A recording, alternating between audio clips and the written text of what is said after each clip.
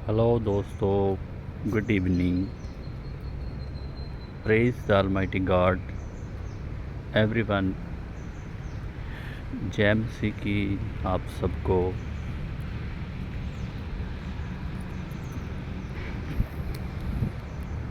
कैसे हैं आप सब लोग?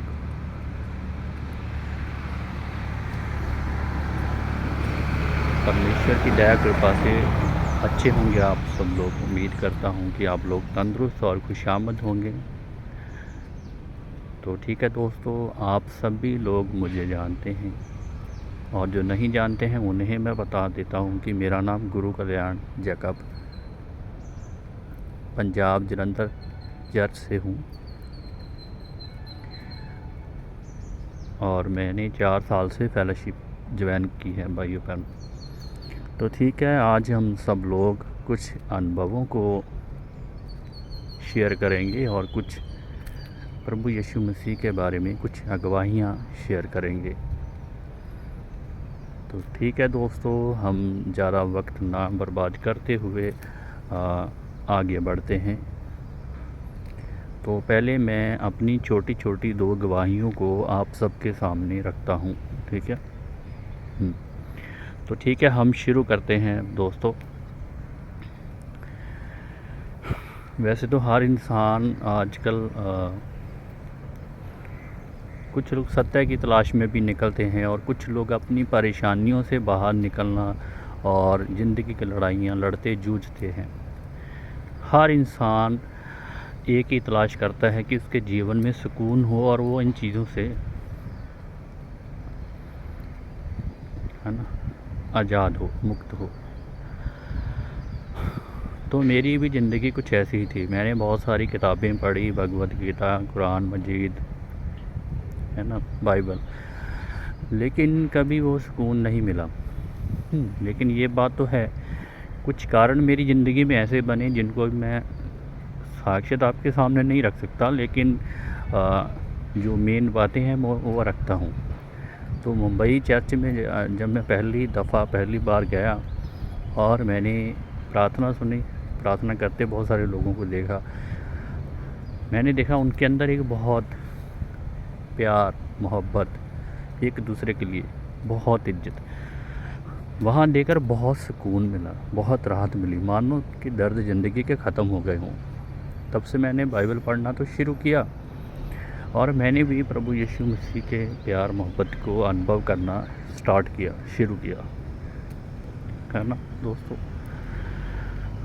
उससे पहले की ज़िंदगी बहुत सारे ड्रिंक करना। क्योंकि उसका कारण ये था कि आजकल अक्सर आपने सुना होगा कि नींद ना आए तो गलासी क्वार्टर ड्रिंक, है ना, कर लीजिए ताकि आप सुकून से सो सको। लेकिन ये बात सत्य है, मैंने ड्रिंक बहुत बार करी लेकिन कभी ज़िंदगी में सुकून नहीं मिला। तो मैं जान गया कि ये सब खाली कहने की बातें हैं, है ना। लेकिन जब मैंने बाइबल पढ़ना शुरू किया तो मेरी जो ड्रिंक है वो ख़त्म होना स्टार्ट हो गई और जीवन में सुकून आना शुरू हो गया और मैं डिप्रेशन से भी बाहर आना शुरू हो गया। ये मेरे लिए एक पहली गवाही थी जिससे मेरा विश्वास लॉर्ड जीसस के प्रति और भी अधिकतर बढ़ना शुरू हो गया। ये मेरी पहली अगुवाई थी, पहला अनुभव था। उसके बाद मैं मुंबई चर्च वगैरह में जाता तो देखता बहुत सारे लोग प्रार्थनाएं करते हैं, बहुत सारी कुछ अन्य अन्य भाषाएं बोलते हैं जिन्हें ना तो वे खुद समझते हैं और ना ही सुनने वाला उनको समझता है। कुछ वैसा तो मुझे भी समझ में नहीं आता, लेकिन भाई सुनी सुनाई बातें कि ये तो पवित्र आत्मा का कार्य है। मैं बड़ा परेशान होता कि आखिर फिर मुझे समझ में क्यों नहीं आता, क्या कमी है। लेकिन खैर चलिए, ड्रिंक से आज़ाद हुआ, इस चीज़ों से मैं मुक्त नहीं हुआ। लेकिन मैं उलझन में था कि इसके बारे में मैं कैसे जानूं असल में परमेश्वर परमात्मा जो है, प्रभु यीशु है, उसका वास्तविक कार्य क्या है। चलिए अचानक बात करते हैं 2020 की। 2018 की बात है ना। 2017 में मैं काफ़ी डिप्रेशन में गया और 2018 में मैं प्रभु यीशु को फॉलो करना स्टार्ट किया और 2019 होते होते मैं डिप्रेशन से बरी हुआ था और ड्रिंक भी मेरी ख़त्म हो गई थी। लेकिन झगड़ा करना, क्रोधित होना, ये मेरे स्वभाव में अभी भी बना हुआ था। बहुत ज़्यादा गुस्सा आ जाना, क्रोधित होना, झगड़ा करना स्टाफ से, है ना। फिर हर दिन प्रार्थना करना कि प्रभु क्या होगा मेरी जॉब का, मैंने तो झगड़ा कर लिया स्टाफ से, तो ठीक है मैं बच जाता, लेकिन ये आदतें अच्छी नहीं थी, बहुत ख़राब थी। ये मैं अपना एक अनुभव भी शेयर करूँगा दोस्तों। तो लॉकडाउन होने से पहले कोई चाइना सिस्टर है, जाइना है, जो ट्विटर पर मुझे मिली। मैं भी ट्विटर पर काफ़ी एक्टिव रहता हूँ दोस्तों। ट्विटर, फेसबुक पर मैं काफ़ी एक्टिव रहता हूँ, है ना। बेशक इंस्टाग्राम पर मैं ज़्यादा एक्टिव नहीं रहता, लेकिन ट्विटर पर काफ़ी हद तक एक्टिव रहता हूँ मैं। तो ट्विटर से हमारी बात स्टार्ट होना शुरू हुई फरवरी 2020 में, और उस बहन के द्वारा मुझे फेलोशिप में ज्वाइन किया गया पहली बार मैसेंजर पर। और मेरे लिए बहुत अजीब था कि मैसेंजर में फेलोशिप ग्रुप बना के जुड़ना, ऐसा कभी नहीं किया। लेकिन बड़ा अच्छा लगता जब वचन आता बाइबल का, और बहुत सारे कंट्रियों, देशों से लोग अलग अलग जुड़े होते, जिसके माध्यम से मैंने जानना शुरू किया प्रभु के आगमन के बारे में, जो मैंने जाना। फिर प्रभु के देह धारण के बारे में, बहुत सारी जितनी बाइबल के अंदर भविष्यवाणियाँ जिनका कभी अनुवाद हुआ ही नहीं, हम कभी सोच भी नहीं सकते कि इनका उल्लेख क्या है, असल में इनका अनुवाद क्या है, क्या अर्थ है इनका। तो जब ये चीज़ें मुझे समझ में आने लगी, मैं और भी बहुत ज़्यादा खुश हुआ और संतुष्टि मिलने लगी, दिल लगता, खुश रहना मैंने शुरू किया था। मानो ज़िंदगी में खुश रहने की शुरुआत ही मेरी तब हुई थी। चलिए, जो ये मैंने देखा, वास्तव में प्रभु के आगमन के बारे में जाना, उसके देह धारण के बारे में जाना, न्याय ताड़ने के बारे में जाना, तब मेरे जीवन में परिवर्तन आने लगे। और जब मैंने ये सारी चीज़ों पर विश्वास किया, कन्फेस किया प्रभु की हर भविष्यवाणी के ऊपर, क्योंकि कहा गया प्रकाशित वाक्य में कि जो इन भविष्यवाणियों को मानता है, विश्वास करता है, वे अनंत जीवन में प्रवेश पाता है, उद्धार उसी का होगा। और मैंने विश्वास किया प्रभु की भविष्यवाणियों के ऊपर, जो आगमन के बारे में की गई हैं, और न्याय और ताड़ना के बारे में, देह धारण के बारे में। तो मैंने कबूल किया, विश्वास किया प्रभु के आगमन को, कि वास्तव में जो प्रभु यीशु मसीह की वापसी और सर्वशक्तिमान परमेश्वर का ही आगमन है। तो दोस्तों, मैं फेलोशिप में आगे बढ़ता गया। प्रभु परमेश्वर के द्वारा मुझे और भी प्रोत्साहन मिलना स्टार्ट हो गया, और मुझे जीवन प्रवेश की संगति शुरू करवाई गई, जिससे सर्वशक्तिमान परमेश्वर के वचनों को जब मैंने पढ़ना शुरू किया और उनका अनुवाद अलग अलग भाइयों बहनों से सुनता, तो उससे और भी ज़्यादा ज़िंदगी में सुकून आता, क्योंकि वे वचन इस प्रकार हमारे साथ बातें करते और हमारे हृदय को उजागर करते, मानो जैसे कि इंसान के अंदर क्या है, इंसान को बताने वाला कोई नहीं होता खुद को कि उसके अंदर कितनी कमियां हैं। दूसरे लोग बताएं तो उसे बुरा लगता है और उसका रिएक्शन कुछ और होता है, क्रोधित होता है, वो विरोधी होता है, क्योंकि उसे लगता है कि ये लोगों के द्वारा मुझे ताड़ना दी जा रही है, जबकि वो इस चीज़ को स्वीकार कभी नहीं करता कि ये वास्तव में कमियां हैं उसके अंदर।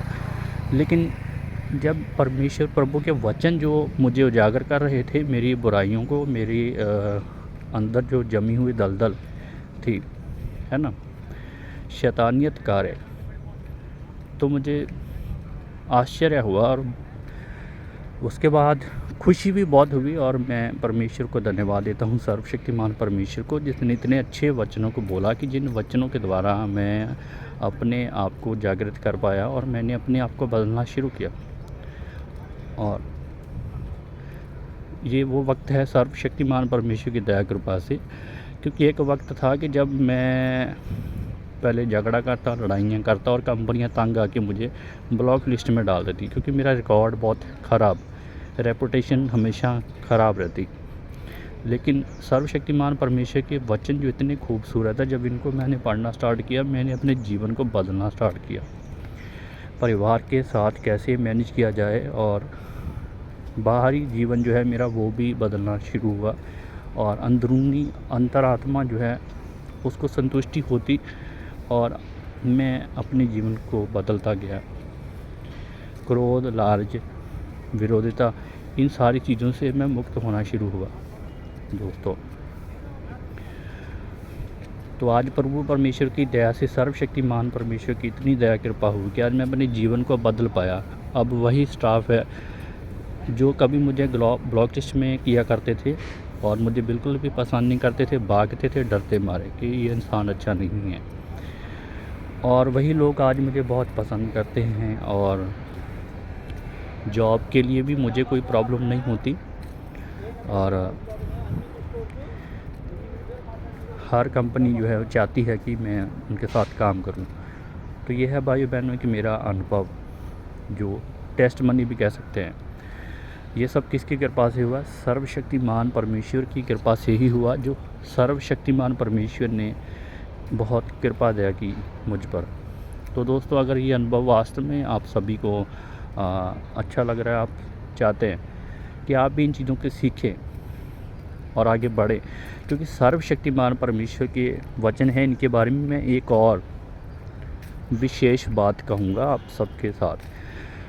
वास्तव में विश्वास करके देखिए, ये वचन इतने अच्छे हैं कि आप अपने आप को बहुत अच्छे से, बेहतरीन तरीके से बदल पाएंगे और जान पाएंगे, और अच्छे और बुरे की पहचान करना सीख जाएंगे, और सत्य क्या होता है वे भी जान जाएंगे आप, क्योंकि प्रभु ने कहा मार्ग, सत्य, जीवन मैं ही हूँ।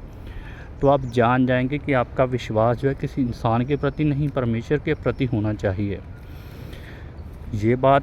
और दूसरी बात, दुनिया में कैसे सत्य को पहचान करना, तोल करना, सत्य को और झूठ का अंतर करना, ये आप सीख पाएंगे बेहतरीन तरीके से, क्योंकि ये जो प्रभु सर्वशक्तिमान परमेश्वर के वचन हैं, ये एक बहुत खूबसूरत और बेहतरीन मार्ग है कि जीवन को बदलने का, एक अनंत जीवन में प्रवेश होने का, प्रभु के आगमन के बारे में जानने का, और प्रभु के देह धारण के बारे में, न्याय और ताड़ना के बारे में जानने का।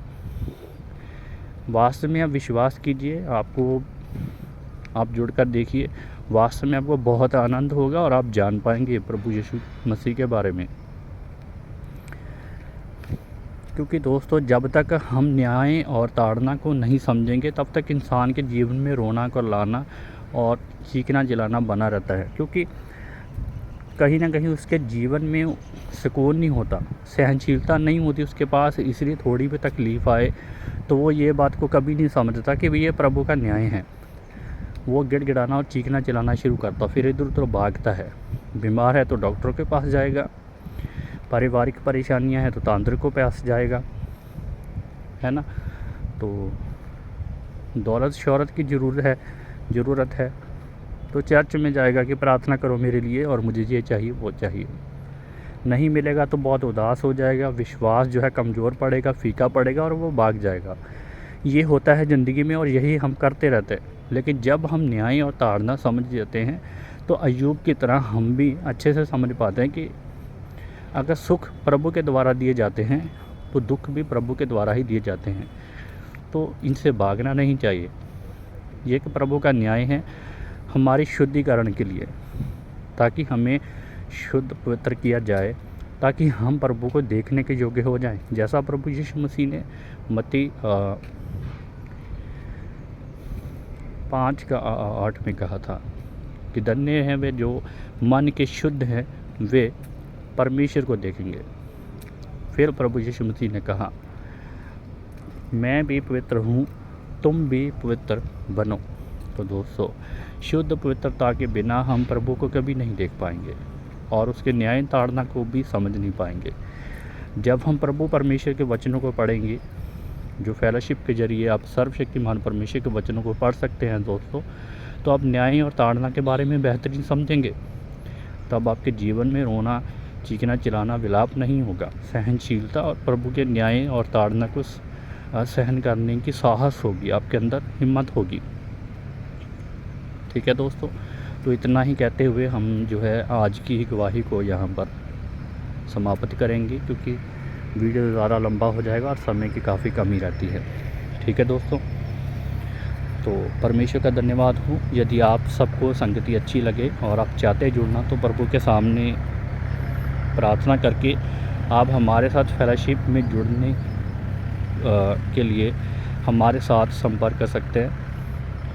मैं अपना फ़ोन नंबर दूंगा यहाँ पे, व्हाट्सएप और फेसबुक मैसेंजर, ट्विटर, फिर टेलीग्राम, और हर राज्य, हर भाषा में आपको संगति जो है प्रभु के द्वारा